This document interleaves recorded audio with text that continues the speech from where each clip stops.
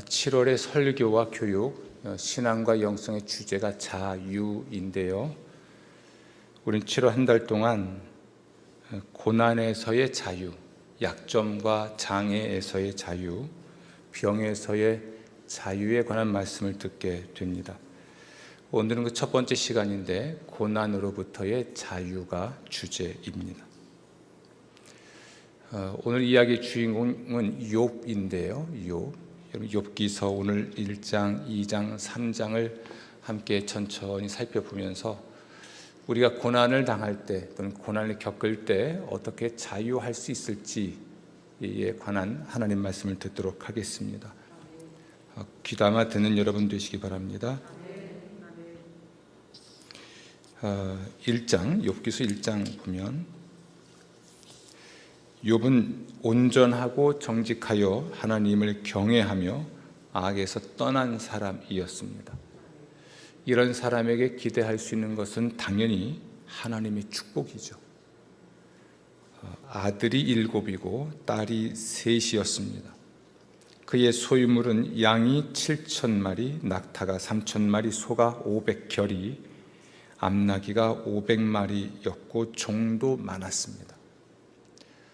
하나님께서는 이런 욥에게 자녀의 복 그리고 소유의 복을 주셨고, 이것들의 울타리가 되어 주셨습니다. 하나님이 주셨고 그것이 가장 안전하게 보호하신 것이죠. 아멘. 하나님이 나의 소유와 나의 가족의 울타리가 되어 주셨습니다. 그런데 갑작스럽죠. 갑작스러운 거예요. 그리고 한순간에 모든 것을 잃게 됩니다. 심지어 건강도 잃어요. 건강도. 1장 15절 보면 나귀는 스밧 사람들에게 뺏겼고 또 양은 하늘에서 떨어진 불에 타 죽었고 낙타는 갈대아 사람들에게 빼앗겼고 그들을 돌보던 종들도 다 죽었습니다. 자녀들은 맏아들 집에 함께 모여 있다가 태풍이 불어 집이 무너질 때 다 한 날 죽었습니다. 그의 몸은 머리끝부터 정수리부터 발바닥까지니까 온몸에 종기가 났죠. 그걸 지켜보았던 아내가 차라리 하나님을 저주하고 욕하고 죽는 게 낫지 않겠는가라고 말할 정도였으니까 이게 얼마나 심각한 고난이었는지 우린 상상도 못해요. 그렇죠? 모든 것이 죽을 때 그가 갖고 있던 소유물을 완전히 잃게 되는 것은 숨 돌릴 겨를도 없이 같은 날 동시에 이루어진 사건이에요. 이럴 걸 예상하는 사람은 없어요. 이런 인생을 기대하는 사람도 없죠. 어떤 고난이든 우리는 갑작스러운 거예요. 어떤 고난이든 갑작스러운 것이죠. 그리고 순식간에 닥치는 일이기도 합니다. 예상치 못했지만 또 바라지도 않지만 닥쳐서 갑작스러운 것이고 나를 기다려주지 않죠. 한순간에 내 모든 것이 증발해 버리는 겁니다. 건강도 증발했고 자식도 증발해 버렸고 또 그 많던 재산도 순식간에 증발해 버렸습니다. 어떻게 해야 될까요? 이런 일이 우리에게 벌어지면 어떻게 해야 될까? 욥이 어떻게 했는지를 오늘 주목하는 겁니다. 욥의 경우는 어떻게 했는지. 이것은 성경의 진리이기 때문에 또한 우리가 어떻게 해야 될지에 대한 하나님의 가르침인 줄로 믿습니다. 아멘. 재미있는 표현이 3장에 나오는데요. 25절. 내가 두려워하는 그것이 내게 임하고 내가 무서워하는 그것이 내 몸에 미쳤구나. 욥은 하나님이 울타리가 되어주셔서 누리고 있었던 하나님께 받았고 하나님이 울타리가 되어주셔서 누리고 있었던 것들, 이런 것을 잃을까 봐 두려워했거든요. 내가 두려워하는 그것이 내게 임하고 그의 모든 소유를 잃어버린 겁니다. 그걸 잃을까 두려워하거든요. 그런데 두려워하는 일이 그에게 벌어진 겁니다. 일어난 거예요. 또 무서워하는 그것이 내게 몸에 미쳤구나. 그가 자기 몸에 미친 일이니까 무서워하는 거죠. 아플까 봐, 병들까 봐, 병들어 죽을까 봐 우리는 이걸 무서워합니다. 근데 그것이 그의 몸에 미친 것이죠. 두려워하는 그것, 그리고 무서워하는 그것이 욥에게 갑자기 그리고 한순간에 찾아왔습니다. 어떻게 해야 될까요? 여러분 표정 보니까 여러분 전혀 두렵지도 않고 무섭지도 않군요. 네. 어떻게 해야 될까? 먼저 우리는 이러한 현실에 대해서 솔직할 수 있어야 합니다. 뭐 해야 돼요? 솔직해야 돼요. 어려운 말로 하면 직면하는 것이고, 그리고 그걸 수용하는 것인데, 직면하고 수용하는 과정까지는 좀 불편한 시간들이 지나게 돼요. 불편한 시간들. 그래서 이 솔직하다는 것은 직면 혹은 수용하기 이전 단계일 수도 있습니다. 퀴블러-로스가 말기 암 환자들이 암을 진단받고 그리고 죽어가는 과정, 수용하고 마지막 세상을 떠나는 그 과정을 연구하고 글을 쓴 것이 있습니다. 그가 그런 환자들이 자신의 문제를 해결해 나가는 과정을 보면서 첫 번째는 부정을 하는 거죠. 이건 의사가 오진한 것이다. 설마 뭐 이런 아니야, 이게 현실이 아니야, 부정하고 싶은 마음이 있는 것이고, 그다음 화가 나죠. 억울해하고 왜 나에게 이런 일이, 나보다 못되게 사는 사람들은 더 잘 살고 더 건강한데 왜 내게 이런 일이 있지? 뭐 이런 이제 원망이 그리고 분노가 치밀어 오르죠. 그러고 나면 타협을 합니다. 살려만 주시면, 고쳐만 주시면 이렇게 하겠습니다. 이렇게 하나님하고 거래도 하고 타협을 하죠. 그러다가 이제 체념하듯이 받아들일 수밖에 없죠. 수용해야 하는 현실이니까요. 그 다음부터가 이제 사람의 치유와 또는 삶의 질이 달라진다 하죠. 체념한 듯이 받아들이고 그 다음부터 어떻게 그가 자신의 병이나 자신의 위기를 다루는지에 따라서 그의 삶의 질이 달라진다. 죽는 건 정해진 일이지만 죽을 때까지의 삶의 질이 바뀐다는 것이죠. 기회가 되면 그 책을 이거 한번 읽어보십시오. 우리가 솔직해야 한다는 것은 이런 과정 중에 터져나올 수 있는 여러 가지 우리의 감정과 감정에서 비롯된 말들과 또 태도에 관한 것이기도 합니다. 오늘 3장 3절 말씀 보면, 내가 난 날이 멸망하였더라면, 태어난 날이 멸망하였더라면, 3장 1절 말씀은 이걸 표현하기를 생일을 저주했다. 자기가 태어난 날을 저주한 것입니다. 이게 솔직한 거예요. 차라리 이럴 거면 태어나지나 말 것을. 이렇게 태어난 날을 그는 저주합니다. 태어나지 않기를 바랬고 태아로도 존재하지 않기를 원했죠. 4절 말씀, 그 날이 뭐 했더라면, 캄캄하였더라면, 하나님이 위에서 돌아보지 않으셨더라면, 그러니까 하나님이 차라리 나를 그때 버리셨더라면, 그러니까 태어나지 않도록 하나님이 나를 포기하셨더라면, 그런 얘기입니다.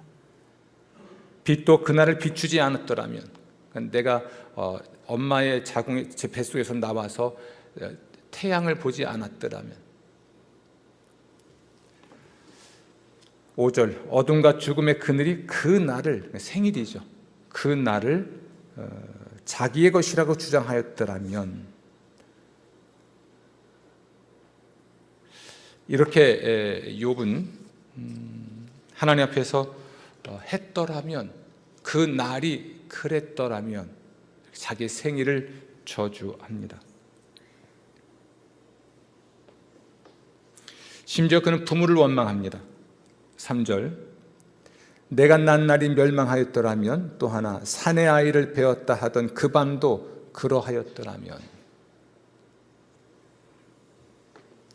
욥이 잉태된 그 밤은 자식을 베는 밤이었고, 7절 그 밤에, 6절은 그 밤이 나오고 4절부터는 그 날이 나오는데, 그 밤은 캄캄한 어둠이 잡혔더라면, 해의 날수와 달의 수에 들지 않았더라면, 그 밤에 자식을 베지 못하였더라면, 그 밤에 즐거운 소리가 나지 않았더라면.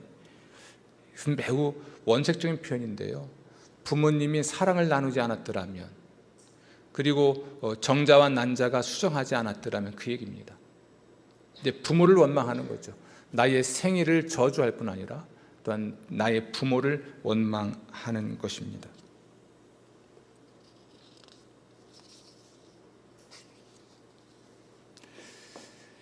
심지어 3장 8절 나를 저주하는 자들 곧 리워야단을 격동시키기에 익숙한 자들이 그날을 저주하였더라면.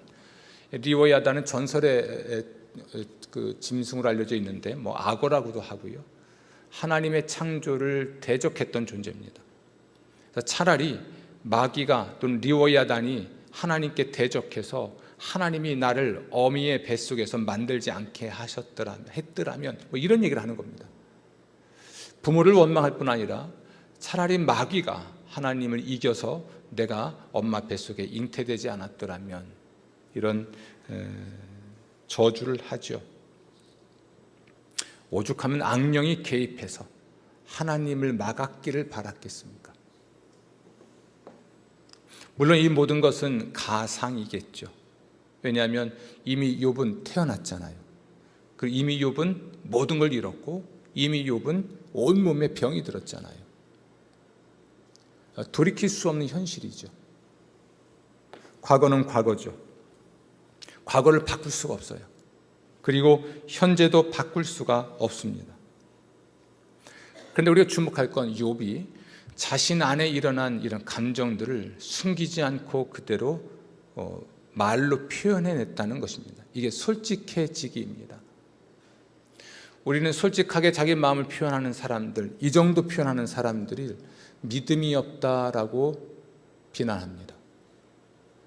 안 겪어봐서 하는 말이에요. 믿음이 없다고 비난해요. 생일을 저주한다. 어떻게 그럴 수 있는가? 부모를 원망한다. 부모가 왜 사랑을 해서, 부모가 그날 밤에 왜 사랑을 나눠서, 심지어 악령을 동원해서라도 내가 태어나지 않기를 간절히 바라는 것은, 모든 걸 잃어본 사람이 심지어 자신의 건강까지 다 잃어버린 것이죠. 생각해 보세요. 그 많던 재산을 다 잃어버릴 때는 견딜 수 있었겠지만, 맏아들 집에 모였던 자식들이 하루아침에 다 태풍에 무너진 집더미, 그 건물더미에 죽었다고 생각해 보세요. 이건 사는 게 아니죠. 그때 자신 안에 일어나고 있는 감정들, 그것이 분노이든 무엇이 되었든지 간에 말로 표현해내는 이 솔직함이 믿음이 없는 것일까? 사람됨이 시원찮아서일까? 그렇게 비난할 수는 없다는 얘기입니다. 욥은 솔직하게 이야기해요. 우리는 알고 있죠. 욥이 얼마나 온전하고 의로운 사람이었는지. 하나님이 복을 주셨고 하나님이 그 주신 복의 울타리가 되어주실 만큼 욥은 온전한 사람이었어요. 욥만큼 의로운 사람이 동방에 없었고, 욥만큼 온전한 사람이 동방에 없었다. 그러니까 최고의 현자요, 그리고 성자입니다. 그가 모든 걸 잃고 토로해내고 있는 이 말들을 들어보면, 이게 온전한 사람의 표현일까, 말일까? 된 사람의 말일까? 아무리 그래도 어떻게 자신의 생일을 저주하고 자신의 존재를 부정하고 심지어 부모를 원망하고 부모가 사랑을 나눈 것까지도 원망을 할까? 심지어 악령까지 들먹이면서 하나님이 자신을 만들지 않았기를 바라는 사람이 될 수 있을까? 그런 말을 쏟아낼 수 있을까? 우린 비난을 합니다. 그러나 사실 욥이 막을 수 있는 건 아무것도 없어요. 부모가 사랑을 나누는 걸 태어나지도 않았던 아이가 막을 길은 없죠. 그렇죠? 없습니다. 불이 떨어지고 태풍이 불고 주변에 유목민 중에서 노략자들이 침입돼 쳐들어오는 것들 빼앗아가고 죽이고 하는데 막을 길이 어디 있습니까? 막을 수가 없죠.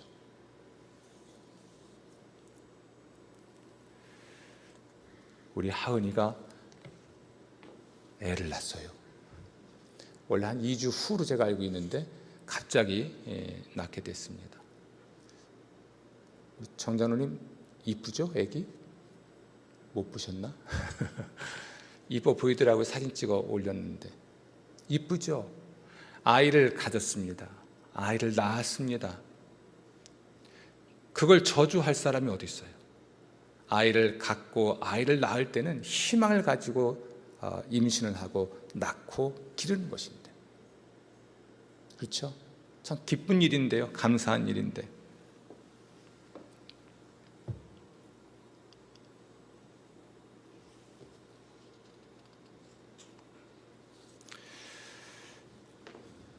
욥은 자신에게 일어난 일과 그로 인해서 자기 안에 벌어지고 있는 이 전쟁들을, 마음들을 숨기지 않고 표현함으로써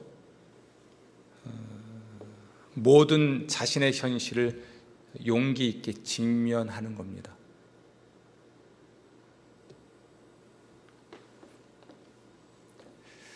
이렇게 말할 수 있겠죠. 부활을 향해 십자가를 통과하는 중이죠. 이 부활에 이르려면 자기의 과거와 미래로부터도 점점 고립되는 무서운 고독을 먼저 겪어야 합니다. 철저한, 아주 처절하고 철저한 고독이죠. 그리고 불안, 공포입니다. 불안과 공포와 고독, 이것을 통과한 후에 부활에 이르게 되겠죠. 이렇게 자신의 감정에 솔직하고 자기의 현실을 직면한다는 것은 포기한다는 걸 말하지 않아요. 그럼 포기하는 게 아니에요. 자기가 초래한 일이 아니고 자기가 통제할 수 있는 일도 아닌 그 현실 앞에서 그냥 힘들다는 거예요. 고통스럽다는 말을 하는 거죠.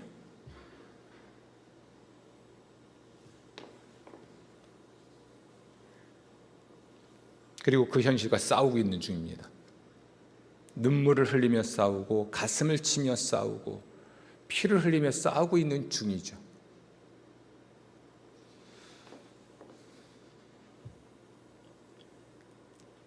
예수님은 자신이 십자가를 져야 한다는 현실과 자기 마음의 감정과 철저히 싸우셨죠. 그리고 처절하게 싸우셨습니다. 자기를 따르는 사람들에게는 내 마음이 매우 고민하여 죽게 되었으니 라고 자기의 마음을 솔직하게 표현합니다. 제가 저희 교회에서 많이 힘든 시간들이 여러 차례 있었는데 그 힘든 시간에 누군가를 만나서 힘듭니다 하고 울었던 일이 있어요. 그런데 부메랑 돼서 돌아오더라고요. 목사가 참 약하다. 그때부터는 제 안에 있는 힘든 일이 있을 때 제 감정을, 제 마음을 표현하는 걸 하지 않습니다. 어떻게 보면 여러분 나빠요. 목사가 신입니까? 제가 여러분으로부터 도망가게 만들어요. 또 이런 적이 있습니다. 그때 나이가 40대 중후반으로 보이는데 이렇게 죽는 게 낫겠다 싶어서 자살을 생각했습니다. 그랬더니 돌아온 말이 목사답지 않다. 아무리 힘들어도 그렇지 어떻게 그런 말을 할 수가 있어. 안 겪어본 사람은 그렇게 비난하겠죠. 얼마나 힘들면 목사가 죽음을 생각하고 얼마나 힘들면 성도를 붙잡고 나 힘들어요 하고 펑펑 울겠습니까?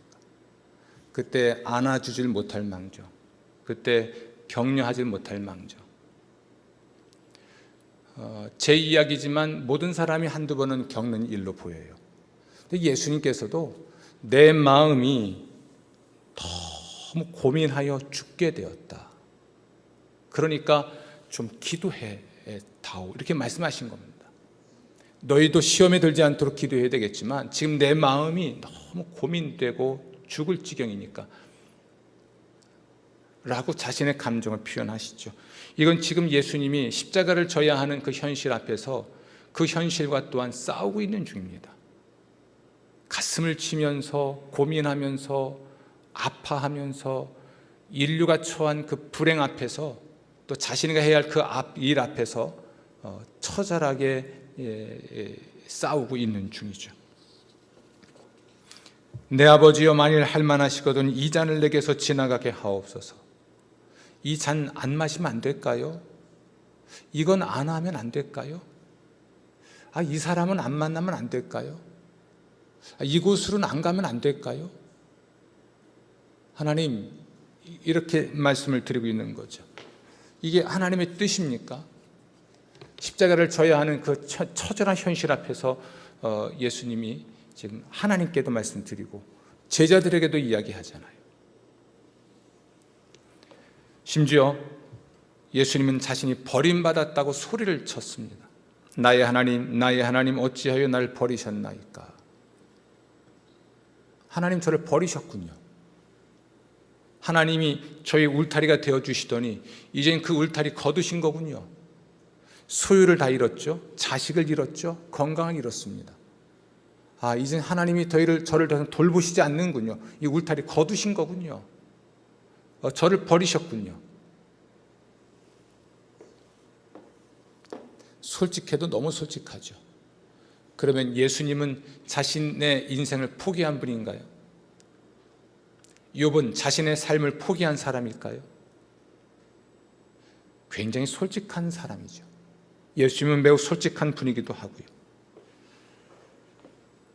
고민, 죽게 됨, 지나가게 하심, 어찌하여 버림받음, 이건 예수님이 사용하신 단어들입니다. 욥도 물론 마찬가지였고요. 오죽하면 예수님께서는 천사들이 와서 도와줘야 할 만큼 처절하게 하나님 앞에 기도했겠습니까? 몸부림치는 거. 이건 살고자 하는 몸부림이 아니에요. 그 현실 속에서의 그냥 몸부림이죠.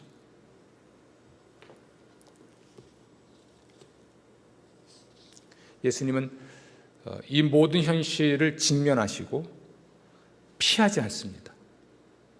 그리고 그 현실과 싸웁니다.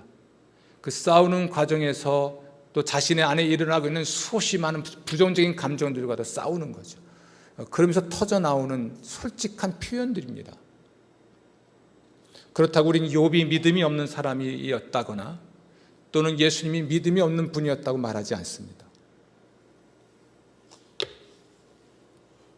예수님은 우리의 모범이시고 욥은 또한 우리의 모범이기도 합니다. 우리 또한 우리의 부주리한 현실을 마주하고 표현하고 그것들과 싸워야 합니다. 자신의 생각과 감정과 태도에 솔직하다는 것은 자신의 부주리한 현실과 부주리한 자기 자신과 자기 마음의 불안과 싸운다는 것이죠. 우리는 부활을 향해 십자가를 통과하고 있는지 모릅니다. 피하고 싶겠지만 피할 수 없고 벗어나고 싶겠지만 벗어날 수 없는 우리의 부조리한 현실과 우리 자신의 부조리와 우리 마음의 불안에 대해 솔직해지십시오. 그리고 그것을 마주하십시오. 그 현실을 표현하십시오. 그 불만도 토로하십시오. 이게 첫 번째 단계입니다. 고난을 당할 때 고난에서 자유로워질 수 있는 그 첫 번째 단계는 솔직해지는 겁니다. 직면하고 수용하기 이전에 우리 안에서 일어나고 있는 감정의 싸움들, 현실에 대한 우리 부주리한 현실에 대한 우리 개인적인 불만들, 이런 것들을 없는 듯이 숨기지 마시고 그대로 표현하시면 됩니다. 두 번째로, 고난으로부터 자유롭게 되기 위해서는 시야를 넓힐 필요가 있습니다. 생일을 저주했습니다. 부모를 원망했습니다. 그러나 그건 바뀌지 않습니다. 본인이 한 게 아니잖아요. 이제 본인에게 있을 일은 하나 있습니다. 그게 뭘까요? 죽는 거죠. 죽으면 끝나는 거예요. 태어나자마자 그는 죽어야 했고 고난이 깊어질수록 죽음을 갈망하게 되었죠. 3장 11절, 어찌하여 내가 태에서 죽어나오지 아니하였던가? 어찌하여 내 어머니가 해산할 때에 내가 숨지지 아니하였던가? 고난당하는 자, 마음이 아픈 자, 땅을 파고 숨긴 보배를 찾음보다 죽음을 구하는 것을 더하다가 무덤을 찾아 얻으면 심히 기뻐하고 즐거워하나니.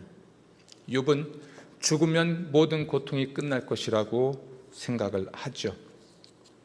3장 12절 말씀, 어찌하여 무릎이 나를 받았던가? 어찌하여 내가 젖을 빨았던가? 그렇지 아니하였던들 이제는 내가 평안히 뭐해서 누워서 자고 쉬었을 것이니. 지금 사실 욥은 평안히 누워서 자고 쉬고 싶은 거예요.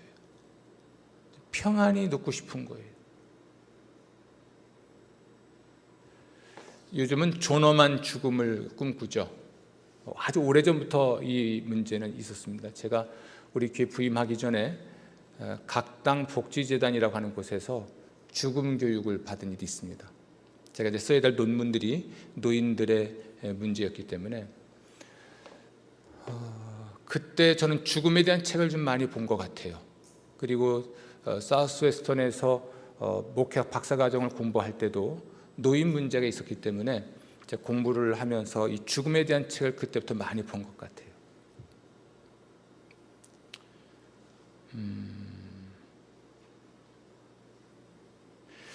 보통 고통이 심한 사람들이 빨리 죽기를 원하고, 그리고 치료할 수 없는 병일 경우는 생명을 불필요하게 연장하는 걸 거부할 권리가 사람에게 있다 얘기를 하죠. 존엄하게 죽을 수 있는 권리 뿐만 아니라 안락사까지 최근에 논의되고 있는 것들인데요. 좀 편안하게 죽고 싶은 거죠. 험악한 수술들, 치료할 수도 없는 그 고통의 시간들, 한 달, 두 달 더 살자고 온몸에 칼을 대는 이러한 고통들을 피하고 싶은 마음이기도 할 겁니다. 그래서 안락사에 대한 얘기가 나오고, 연명을, 기계를 통해서 생명을 연장하는 연명 거부를 하는 또는 거절하는 의사 표현을 하곤 하죠. 얼마나 고통스러우면 죽으면 다 끝날 거라 생각하지 않겠습니까? 진실인지는 모르겠지만 부산 태종대가 그렇다면서요. 태종대에서 바다를 바라보면 그저 비단 깔아놓은 침상 같답니다. 그래서 한번 가서 봤는데 진짜 그래요. 바다가 잔잔합니다. 뛰어내리면 만사 오케이일 것 같은 그 느낌을 주는 곳이니까 태종대 가지 마세요. 욥은 피곤해서 눕고 싶습니다. 소음과 소란에서 벗어나 평안하길 원합니다. 숙면을 갖고 쉬고 싶어 합니다. 이것은 사람들이 밤에 하는 자연스러운 경험이죠. 욥은 죽음이 이러한 쉼을 줄 것을 기대합니다. 그런데 우리가 주목할 건 욥과 함께 쉬는 사람들이 누구인가라는 겁니다. 14절 보면 자기를 위하여 폐허를 일으킨 세상 임금들과 모사들과 함께 있었을 것이요. 그들도 죽었다는 이야기예요. 차라리 욥이 죽었으면 이미 죽은 그들과 함께 있었을 터인데, 고관들, 감독자들, 19절에 큰 자, 상전, 심지어 16절 가면 낙태되어 땅에 묻힌 아이, 17절 피곤한 자, 18절 갇힌 자, 19절 작은 자, 그리고 종. 모든 사람이 죽는다는 이야기예요.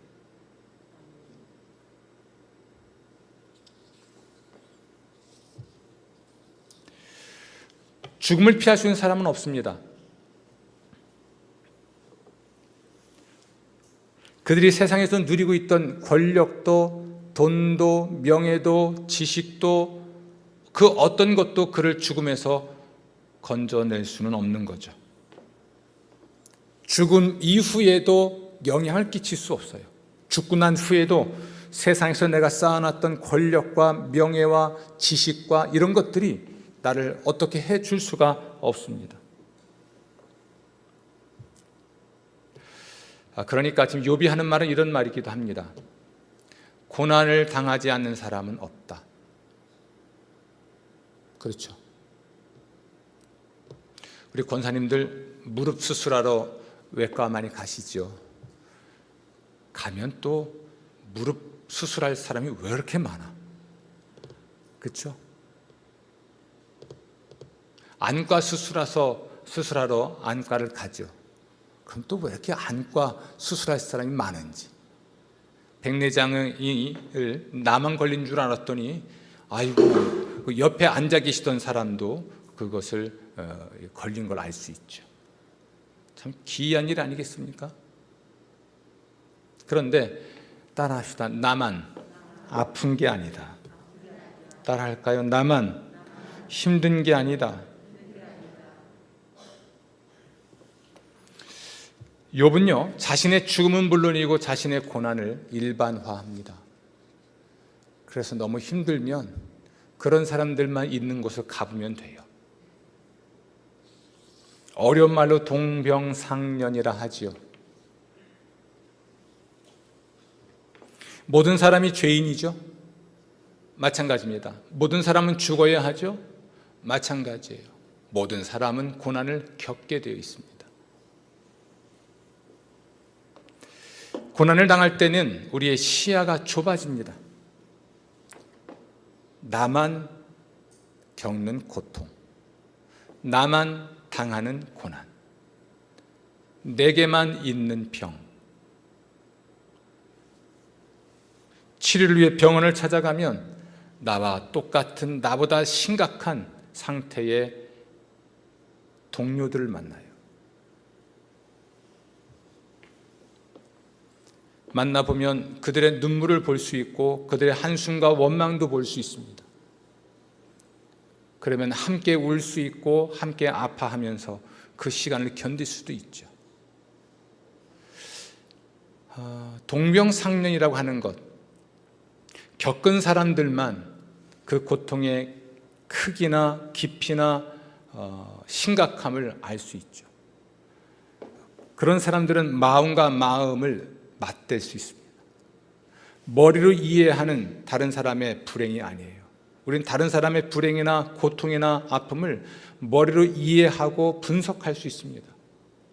그리고 정말 이해한 듯이, 정말 그것에 공감하는 듯이 우리는 떠벌릴 수 있지만 절대로 그렇지 않습니다. 여러분, 예수님께서도 사람이 되셨고 사람으로 사셨고 사람이 겪는 모든 시험을 겪으셨다고 히브리서는 증언합니다. 그것은 사람을 긍휼히 여기시고 사람을 그 모든 고통에서 구원하시기 위한 하나님의 사랑이었죠. 그래서 우리는 때를 따라 돕는 은혜를 얻기 위해 그분께 나아갈 수 있고, 그러면 주님은 우리를 불쌍히 여기시고 마음을 다한 긍휼로 우리를 만나주시고 위로하시고 힘을 주시고 울어주시고 고쳐주시기도 합니다. 우리가 고난을 당할 때 두 번째 할 일은 우리의 고통을 일반화하는 것입니다. 아멘, 아멘. 주위를 좀 둘러보시고 얼마나 힘든 시간들을 보내고 있는지 다른 사람들을 바라보는 시야를 넓히는 것이 필요합니다. 아멘. 마지막인데요, 결론이기도 하고요. 어떤 상황에도 우리는 하나님을 상대해야 합니다. 20절 말씀 보면 어찌하여 고난당하는 자에게 빛을 주셨으며, 존칭어죠. 누가 주셨다는 얘기입니까? 하나님이. 마음이 아픈 자에게 생명을 주셨는고 이러한 자는 죽기를 바라도 오지 아니하니 땅을 파고 숨긴 보배를 찾음보다 죽음을 구하는 것을 더하다가 무덤을 찾아 얻으면 심히 기뻐하고 즐거워하나니 하나님에게 둘러싸여 길이 아득한 사람에게 어찌하여 빛을 주셨는고. 그러니까 지금 욥은 자신의 감정에 대해서 솔직한 표현을 쓰든, 우리 앞에 나와 있는 대로 내가 어찌하였더라면 생애를 저주할 때, 또 어찌하여 나에게 이런 일이, 어찌하여 이런 표현들, 11절 보면 어찌하여 12절 어찌하여 이런 말을 할 때 단순히 감정을 토로한 것이 아니라 하나님을 상대하고 있습니다. 하나님 앞에서 자신의 마음을 토하고 있는 거죠. 아멘. 아멘.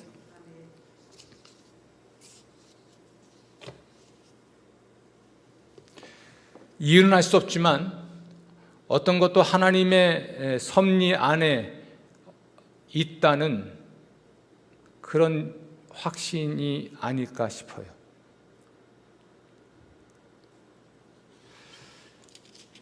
여러분, 사탄이 욥에게 이런 고통을 가져다 줄 때에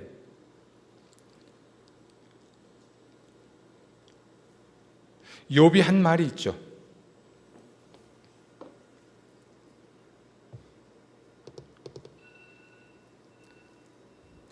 욥은 내가 알몸으로 왔으니까 알몸으로 돌아갈 것이다. 하나님이 내게 복을 주셨으니 그 복을 거둬가실 수도 있다. 하나님의 주권, 하나님의 섭리, 이 모든 것에 대한 신앙이 그에게 있었던 겁니다.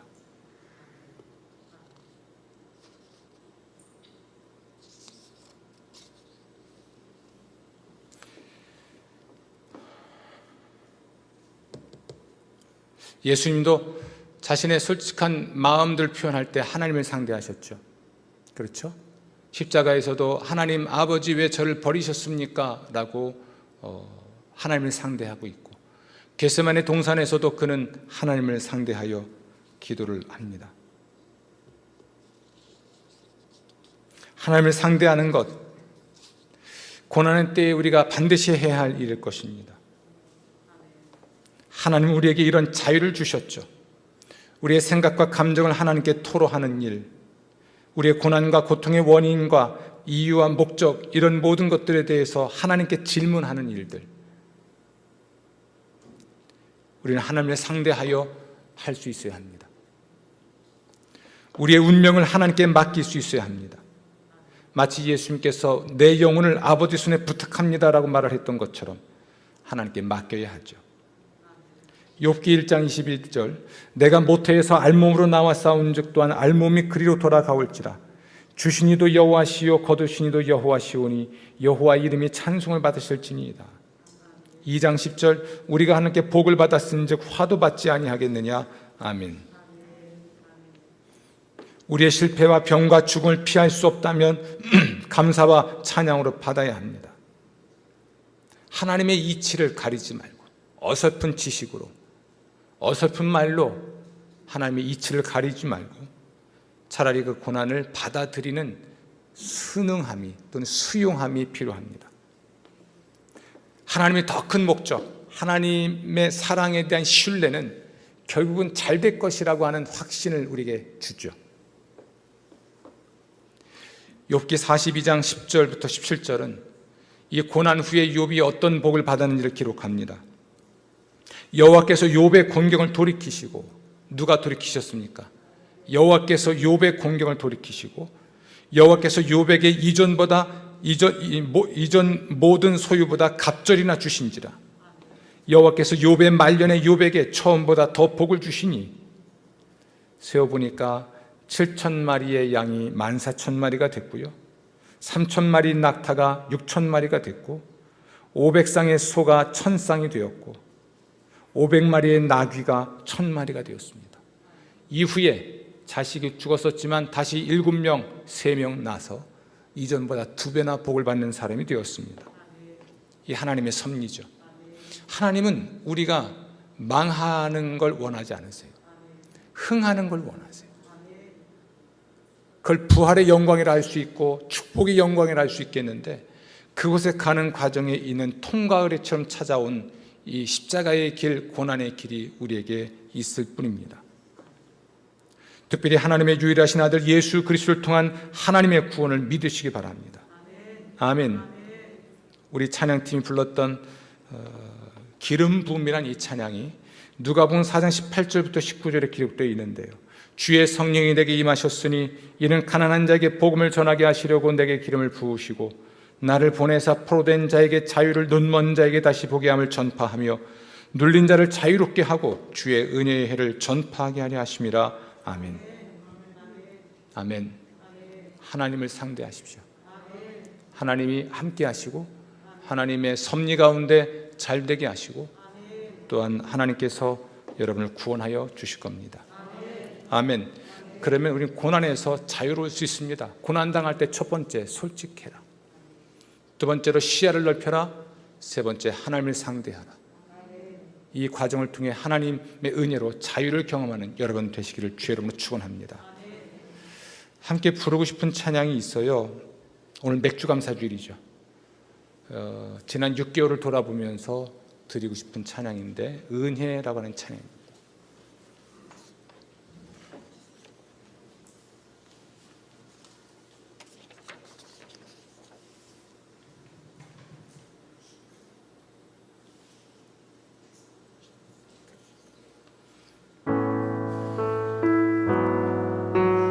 내가 누려왔던 모든 것들이, 내가 지나왔던 모든 시간이, 내가 걸어왔던 모든 순간이 당연한 것 아니라 은혜였소.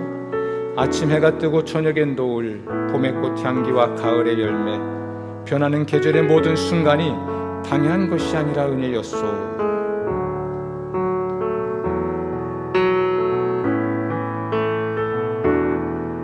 내가 누려왔던 모든 것들이, 내가 지나왔던 모든 시간이, 내가 걸어왔던 모든 순간이 당연한 것 아니라 은혜였소. 아침 해가 뜨고 저녁에 향기와 가을의 열매, 변하는 계절의 모든 순간이 당연한 것 아니라 은혜였소. 모든 것이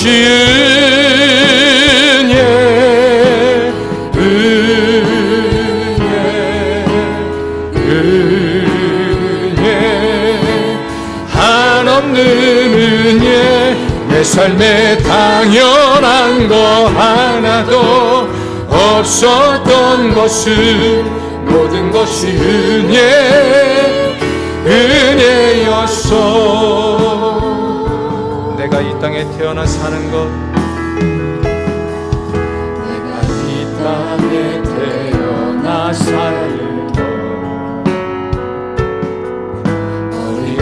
이 시절과 지금까지 숨을 쉬며 살며 꿈을 사 당연한 것 아니라 은혜였소. 내가 하나님의 자녀로 살며 오늘 찬양하고 예배하는 삶, 복음을 전할 수 있는 축복이 그렇습니다. 당연한 것 아니라 은혜였소. 모든 것이 은혜,